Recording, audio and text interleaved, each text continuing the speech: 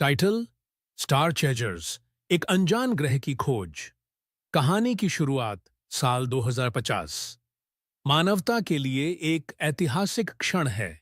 NASA और इसरो के वैज्ञानिकों ने एक नई योजना बनाई है जो अंतरिक्ष में एक दूरस्थ ग्रह को खोजने की है। यह ग्रह जेनेक्स 7 नाम से जाना जाएगा, जो हमारी आकाशगंगा के बाहर स्थित है और पृथ्वी से बहुत दूर है। ग्रह के बारे में जानकारी बहुत सीमित थी, लेकिन कुछ अजीब संकेत मिले थे जो यह दिखाते थे कि वहां जीवन की संभावना हो सकती है। मिशन तैयार है। स्टार चेजर 1 नाम का एक अंतरिक्ष यान लॉन्च किया गया है, जिसमें 4 अंतरिक्ष यात्री सवार होंगे। डॉ आर्यन मेहता, खगोल शास्त्र और भौतिकी के विशेषज्ञ, भारतीय वैज्ञानिक। एलेना ग्रे, बायोलॉजिस्ट, जो जीवों की तलाश में माहिर हैं। लियाम कार्टर, एक अनुभवी पायलट जिसने कई अंतरिक्ष अभियानों में भाग लिया है।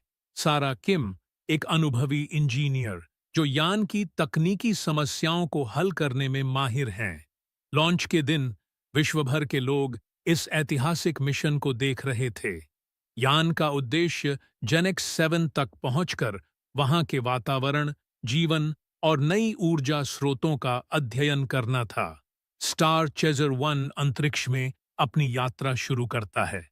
पहले कुछ दिन आराम से निकलते हैं, लेकिन जैसे जैसे यान ब्रह्मांड के अंधेरे हिस्से में प्रवेश करता है, उसे नई चुनौतियों का सामना करना पड़ता है। डार्क मैटर के बीच से गुजरते हुए टीम को एक अजीब गहरी चुप और विचित्र गति का सामना करना पड़ता है।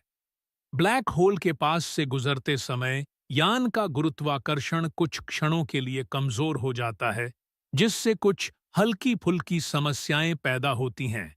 लेकिन लियाम की कुशलता से यह खतरनाक स्थिति जल्द ही नियंत्रण में आ जाती है।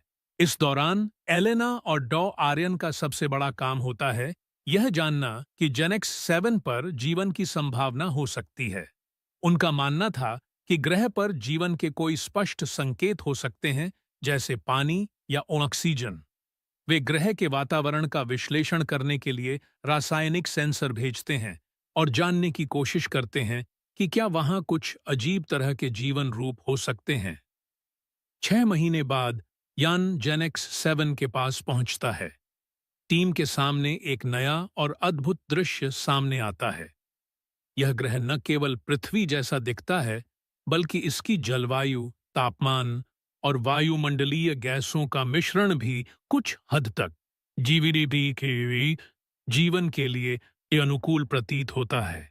यान धीरे धीरे ग्रह के वायुमंडल में प्रवेश करता है, लेकिन वहां के वातावरण में एक अजीब सी धुंध फैली होती है, जो कभी पूरी तरह से साफ नहीं हो पाती है। यह धुंध ग्रह के पानी के स्रोतों और जीवों के बारे में रहस्यमय प्रश्न उत्पन्न करती है। टीम तुरंत अपनी अंतरिक्ष स्याही की तरह काले रंग की सुई वाली सुरंग के माध्यम से ग्रह पर उतरती है। डॉ आर्यन पहले कदम रखते हैं और यह महसूस करते हैं कि ग्रह का गुरुत्वाकर्षण पृथ्वी के मुकाबले हल्का है, इसलिए चलने में कुछ कठिनाई होती है। एलेना और सारा दोनों इसका अध्ययन करते हैं और वे यह निष्कर्ष निकालते हैं कि ग्रह का वातावरण कुछ हद तक पृथ्वी जैसा है, लेकिन यह स्थिर नहीं रह सकता, क्योंकि ग्रह पर कुछ असामान्य गतिविधियां हो रही हैं। यात्रा नहीं थी, यह मानवता के लिए एक नई दिशा थी। ग्रह की सतह पर आगे बढ़ने के बाद टीम एक गहरी गुफा में पहुंचती है। यह गुफा पूर्णतः स्वाभाविक रूप से चमकती है, जैसे उसमें कुछ शक्ति हो। सारा किम को यह महसूस होता है कि गुफा में कुछ अजनबी शक्तियां हैं। वे गुफा की दीवारों पर अजीब, गहरे और चमकदार निशान पाते हैं, जो एक तरह के प्राचीन संकेत प्रतीत होते हैं।